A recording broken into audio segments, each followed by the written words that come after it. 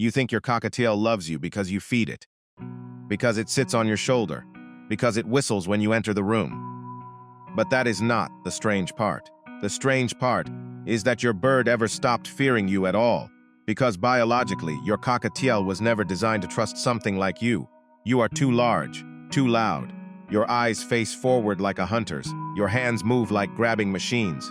Even your footsteps sound dangerous. And yet, somewhere inside that tiny pulse-racing prey brain, your bird made a decision that should not have happened naturally. It decided your presence feels safer than your absence. And once you understand what that really means, the entire relationship changes. Your cockatiel does not experience you the way humans experience each other. It does not care about your job, your personality type, your intentions.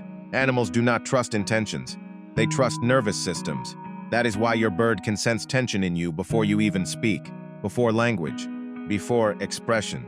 Your cockatiel notices the microscopic delay in your movements when you are sad, the sharper way you place objects down when stressed, the difference between your relaxed footsteps and your exhausted ones.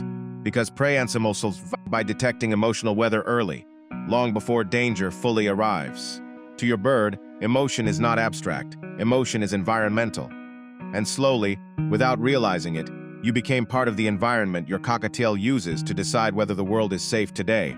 That is why silence affects them. Have you ever noticed your cockatiel waiting outside the bathroom door? Or calling out the second the house becomes too quiet? Most people think the bird wants attention. But attention is a human explanation. Your cockatiel is reacting to disappearance. In the wild, cockatiels survive through constant awareness of flock position. They track sound the way humans track sight. A quiet flock member is alarming. A missing flock member is worse. And this is the detail most owners never realize. Your bird does not automatically assume you are coming back. Humans understand absence intellectually. Birds experience absence physically. That uneasy pacing, the flock calls, the sudden scream from another room. That is not drama. That is a nervous system searching for stability. And then there is the staring, the long silent staring. Sometimes your cockatiel watches you with an intensity that almost feels human. While you work, while you eat, even while you sleep. At first it feels cute, but the real reason is far deeper. Your bird has spent months studying one impossible creature that keeps violating its instincts. You, a giant predator-shaped animal that somehow brings food instead of danger. A creature with crushing hands that somehow learned gentleness. Your cockatiel watches because your behavior still does not fully make sense to its evolutionary brain. And yet every calm interaction slowly rewrites something ancient inside them. Not completely, just enough. That is why trust with birds feels different than trust with dogs. Dogs evolved alongside human beings. Cockatiels did not. A dog may approach trust naturally. A cockatiel negotiates it, tiny piece by tiny piece. That first step onto your finger. The first time they eat while facing away from you. The first time they sleep without startling awake. Those moments look small to humans. To prey animals, they are enormous acts of vulnerability, because sleeping deeply near another creature is biologically reckless unless safety feels undeniable.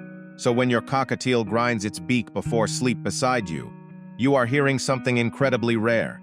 A prey animal allowing its nervous system to unclench. And maybe the most misunderstood behavior of all is biting, because humans interpret bites morally. Bad bird, mean bird, ungrateful bird. But cockatiels do not think in moral categories. They think in thresholds. Too fast, too loud, too close, too unfamiliar, too much. Most bites happen after the bird tried multiple quieter signals first. Eye pinning, body tension, turning away, feather position changes.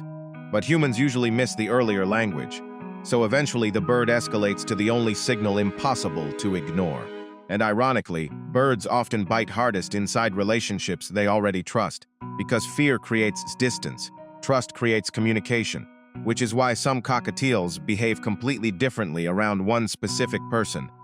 Not because that human is better with birds, but because certain nervous systems feel easier to exist beside. Some people move predictably, some create softer energy, some unknowingly radiate tension into every interaction. Your bird notices all of it, not intellectually, physically. Your cockatiel lives inside the emotional atmosphere you create around it every day. And then one day, something subtle happens. Your bird stops monitoring you constantly. That sounds small. It is not. Because hypervigilance is survival for prey animals, relaxation must be earned. So when your cockatiel sits with one foot tucked up, half asleep, feathers loose, eyes slowly blinking beside you, what you are actually seeing is this: a tiny animal whose ancestors survived by fearing almost everything, has temporarily decided it does not need to fear you. Evolution spent millions of years teaching that bird caution, and your kindness slowly convinced it to pause. That is why losing a bonded human can affect birds so deeply, because to a cockatiel, attachment is not symbolic, it is regulatory. The people they trust become part of how they feel safe enough to exist, part of their rhythm, part of their emotional map of the world. Your voice changes the room for them. Your presence changes the room for them. You are not just someone they like. You became a condition their nervous system adapted around. And maybe that is the most beautiful part. Your cockatiel knows you are different. It knows you cannot fly beside it. It knows your sounds are strange. It knows your body was built for another world entirely. But despite every instinct warning it to stay alert, your bird walks toward you slowly with sleepy eyes, still lowers its guard near your heartbeat, still chooses your shoulder over distance, not because instinct told it to, because experience did. And that may be one of the purest forms of trust an animal can offer. A creature born afraid, learning your existence feels like peace,